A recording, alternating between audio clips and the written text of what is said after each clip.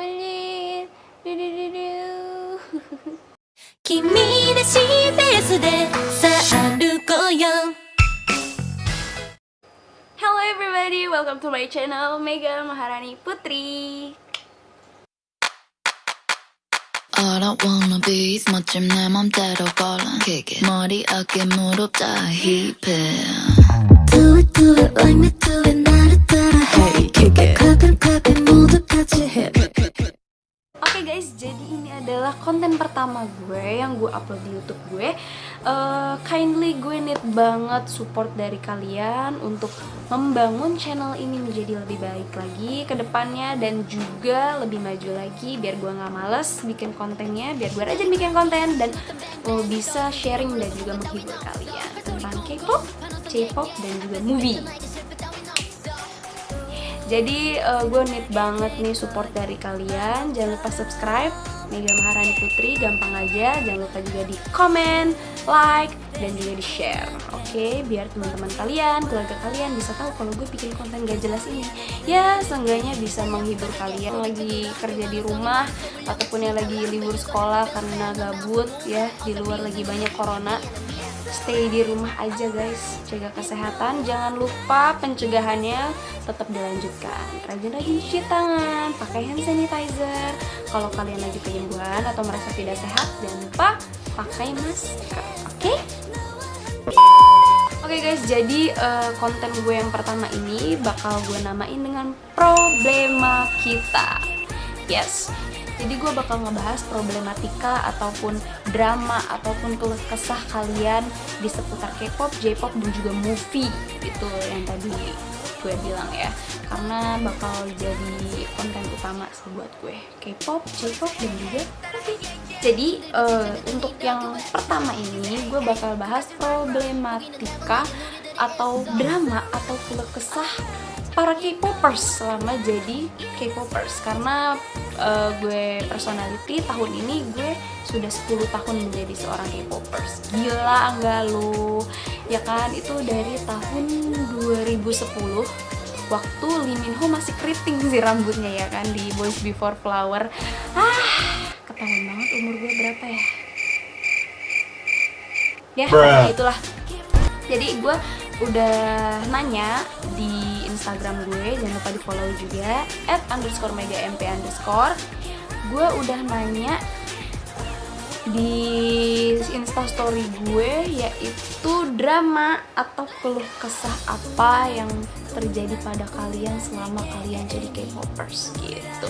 Dan gue udah dapet beberapa jawaban yang bagus yang udah dibantu rangkum sama temen gue Berlin. Thank you Ber. Nah, ya dia bantuin buat ngerekap gitu, dia pilihin yang bagus yang mana, yang related lah, yang pokoknya umum banget. Ini tuh pasti banyak nih K-popers nih yang ngalamin dan bakal kita bahas di sini. Oke, sip. Kita mulai dari yang pertama aja ya, guys. Yang pertama, dikucilkan dari lingkungan pertemanan. Lu yang nggak tahu K-pop dan ngejudge K-pop seenak jidat. Wah, jidat lu seenak apa ya? Nah, tapi kalau untuk yang hal ini emang pasti lumrah banget sih. Kayak lu misalnya ada di dalam satu kelas nih ya, dan cuma lu yang suka K-pop, itu pasti teman-teman sekelas tuh kayak pada ngejudge gitu kan, apaan sih K-pop gitu, Koreaan nggak jelas banget dan yang lainnya gitu. Karena gue juga pernah ngalamin sih hal kayak gitu. Gue suka K-pop itu dari tahun 2010, sekitar gue kelas 1 SMP sih kalau nggak salah ya, kelas 1 SMP. Dan dalam satu kelas itu isinya kalau nggak salah 30 orang ya, 30 orang, dan cuma gue doang yang suka K-pop. Itu merasa terkucilkan banget sih, karena pada zaman itu kayaknya lagi hits-hitsnya Smash, EXO-9, Cherry Bell, Seven Icon, dan lain-lain. Sedangkan gue waktu itu, gue juga suka Smash sih dulu. Cuman waktu itu gue sempet teralihkannya dengan SHINee, karena itu pertama kalinya gue suka sama SHINee sih.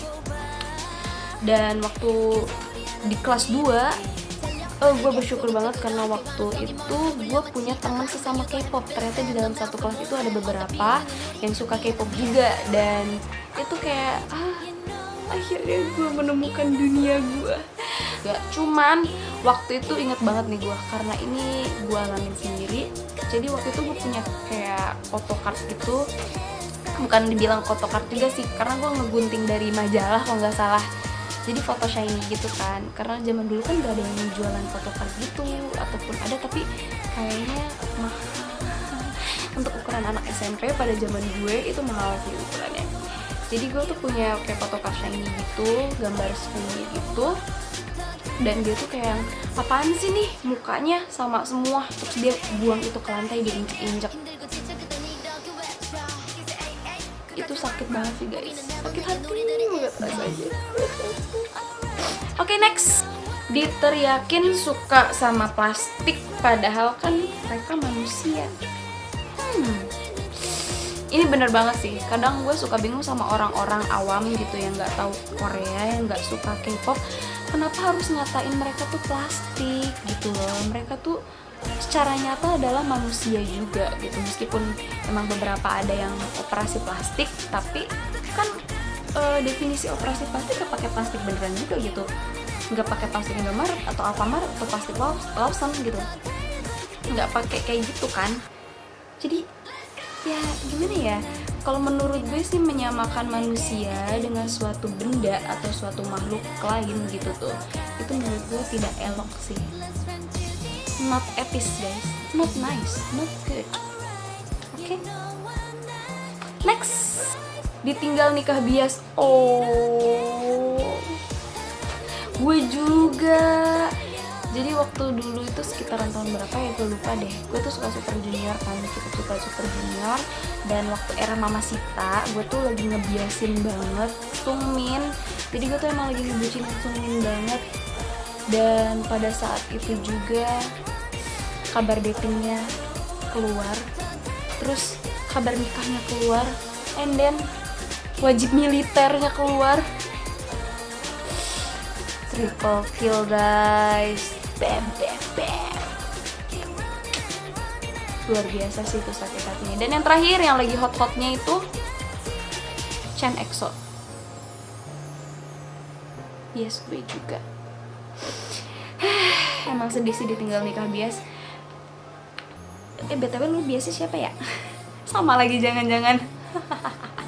Oke, next. Ditinggal Jonghyun selamanya. Oh.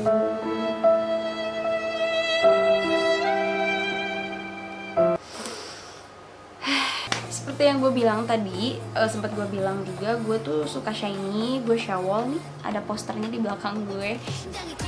Jadi gue suka banget sama SHINee, gue juga Shawol. Dan menurut gue kehilangan Jonghyun ini adalah suatu hal yang sangat berat dan juga besar banget sih dalam hidup gue. Karena dia salah satu member SHINee yang gue suka. Sedih banget sih pastinya. Dan gue tuh punya cerita sedih banget sih di balik ini.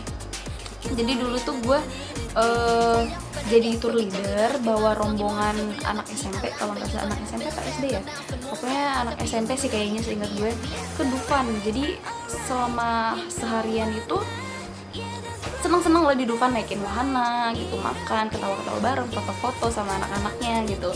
Dan inget banget gue tuh waktu lagi isoma maghrib, gue lagi di parkiran, lagi nunggu yang sholat maghrib, karena gue waktu itu lagi nggak bisa sholat.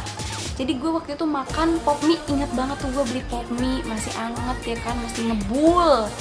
Nah, terus gue iseng tuh ngecek Instagram, Instastory orang-orang gitu. Dan itu gue ngeliat temen gue upload berita gitu, Jonghyun SHINee meninggal gitu. Itu gue rasanya kayak langsung, oh my god, serius ini beneran. Itu gue langsung, ini serius beneran. Terus gue cek WhatsApp gue, ternyata emang udah banyak teman-teman gue yang nge-share ke gue gitu, ngirim ke gue chat pribadi gitu, nanya, Meg ini seriusan, Meg Jonghyun meninggal ini segala macam. Dan setelah gue selidiki, tepat jam 7 malam atau jam setengah 7 ya, pokoknya nggak lama setelah itu gue baca berita kalau misalnya Jonghyun SHINee itu dikonfirmasi telah meninggal dunia. Itu rasanya sedih banget sih, mana gue lagi kerja gitu kan, gue pengen nangis gak bisa. Jadi gue selesain pekerjaan gue, waktu di jalan pulang gue nangis di bis. Itu sedih banget sih, itu beneran sedih banget. Oke, next. Ikutan kontes Uzang Indo. Pas menang dijulitin sampai kapok ikutan lagi.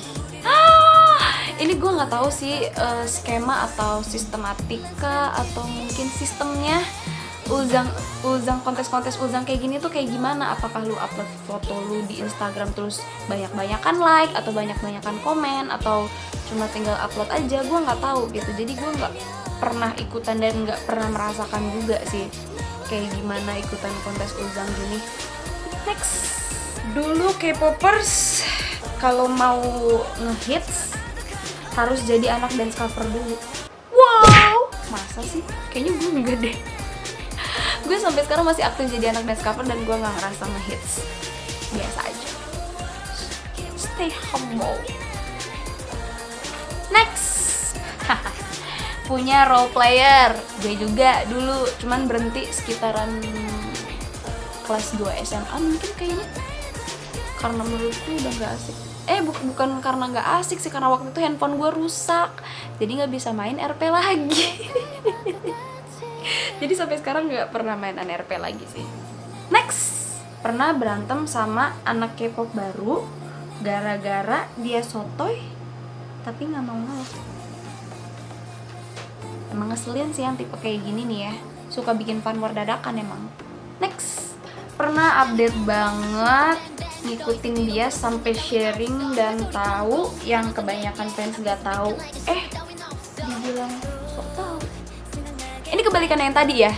Kalau ini mungkin dia suka sama, misalnya gue suka sama SHINee gitu, terus gue kulik semua fakta-faktanya SHINee gitu.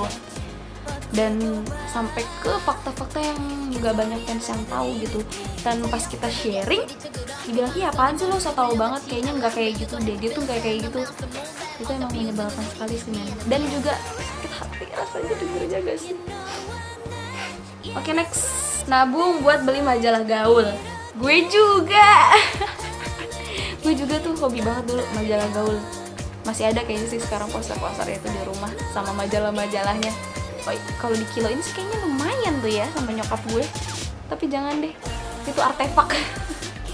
Next, banyak drama. Hahaha. Ya apa dramanya, Onyon, Bambang? Gue tahu banyak dramanya, tapi ini dramanya apa gitu? Entah lu pakai uang sekolah buat beli tiket konser atau buat beli album gitu kan?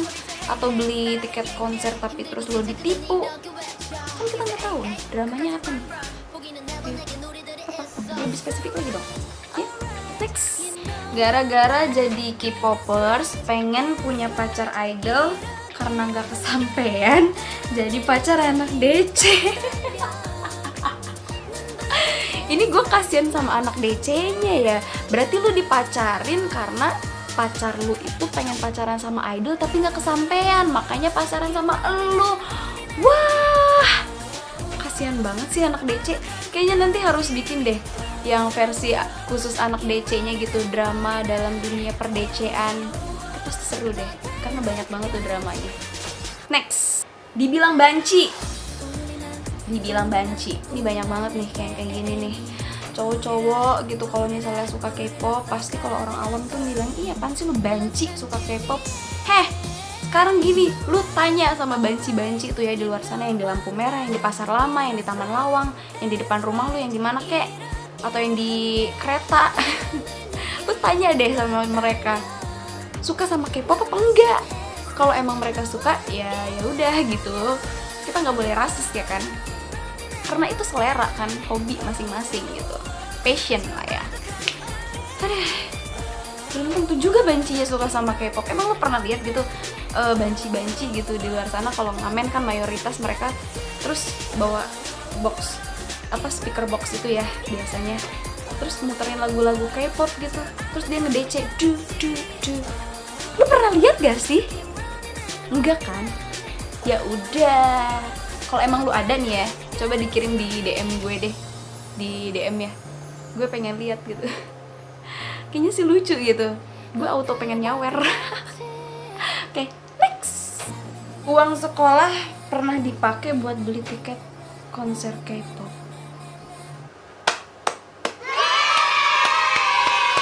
Bravo. Gue nggak tahu gimana lu mintanya sama nyokap bokap lu. Next, nilai ulangan turun, tapi mama nyalahinnya Korea.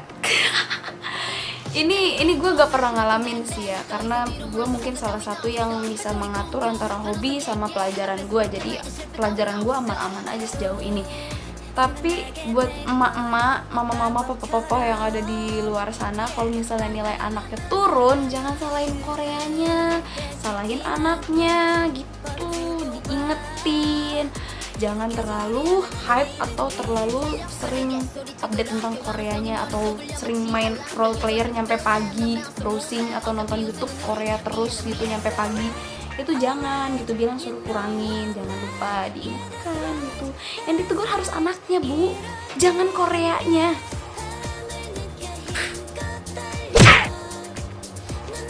Deketin anak dance cover biar dibilang hits.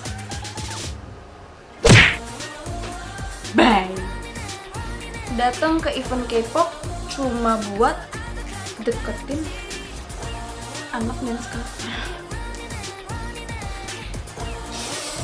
Fix kita bakal bikin yang versi anak dance cover nih.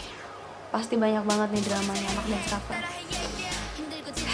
Bener-bener idol sejati nih anak dance cover nih. Oke deh, next ya. Laki-laki suka K-pop dibilang bencong. Tuh, tanyain lagi tuh ke bencong atau bancinya ya, suka K-pop apa kagak. Oke, tanyain lagi, rekonfirmasi lagi. Oke, next. Gak ada drama sih, keluarga sangat mendukung.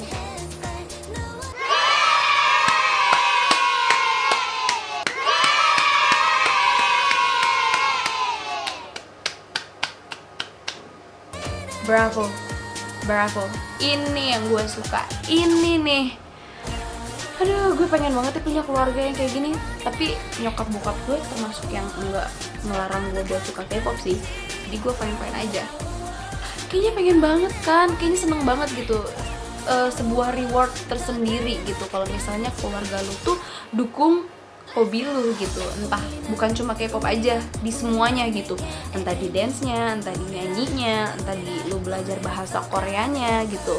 Itu kan kayak seneng gitu loh, kayak ada perasaan seneng tersendiri gitu kalau misalnya keluarga kita dukung, ya enggak sih? Ya kan? Jadi kita tuh semakin semangat gitu loh untuk menjalaninya, jadi tulus gitu untuk mengejar cita-cita kita untuk semakin majunya gitu kan. Karena sampai sekarang pun masih banyak keluarga-keluarga ataupun orang tua yang melarang anaknya untuk suka Korea-Koreaan gitu. Menurut gue itu sih passion ya, karena nggak sesuatu hal yang negatif juga gitu kita suka sama K-pop. Ya kan, setuju kan? Oke guys, cukup aja nyap-nyapnya, gak kerasa udah lama banget, udah banyak banget respon yang udah gue bacain, dan kebanyakan itu relate sama diri gue sendiri. Apakah itu relate sama kalian juga? Jawab di bawah. Dan juga kalau misalnya kalian punya pengalaman yang lebih menarik nih soal keluh kesah kalian atau drama yang pernah kalian alami selama jadi K-popers, jangan lupa komen di bawah, share cerita kalian biar suatu saat mungkin bisa gue share lagi. Dan next kayaknya kita harus bahas yang spesial anak dance cover, dramanya, keluh kesahnya, suka dukanya, problematikanya bakal kita bahas di problema kita selanjutnya. Oke? Kayaknya pasti bakal seru banget sih, karena gue pribadi juga masih aktif sebagai anak dance cover. Pasti kayaknya bakal panas banget nih bahas anak dance cover. Oke guys, jangan lupa juga dukung channel ini buat gue makin semangat bikin konten dan juga videonya. Jangan lupa di subscribe Megan Maharani Putri, nyalain lonceng notification-nya untuk tahu kapan gue upload video barunya. Jangan lupa juga di like, komen, dan juga di share di semua media sosial. Oke, akhir kata, thank you for watching, thank you a lot. See you at next